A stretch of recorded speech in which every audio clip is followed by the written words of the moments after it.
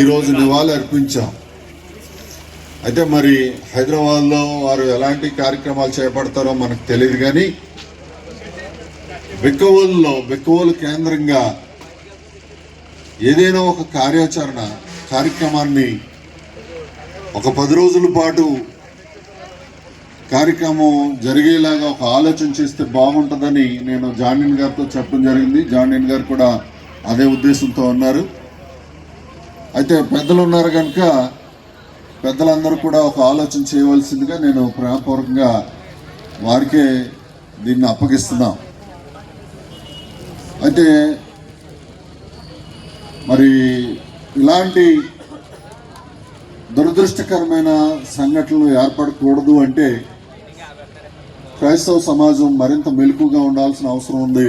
మనకు అర్థమైపోతుంది భవిష్యత్తులో మరిన్ని దాడులు జరిగే అవకాశాలు ఉన్నాయి కనుక తప్పనిసరిగా మనం అందరం కూడా ఏకమై కార్యక్రమాలు ముందుకు కొనసాగించుకుందాం. కార్యక్రమాన్ని ముగించేస్తున్నాం. చివరి ప్రార్థన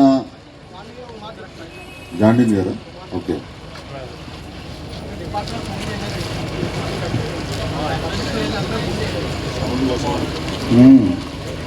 పేరు వచ్చిన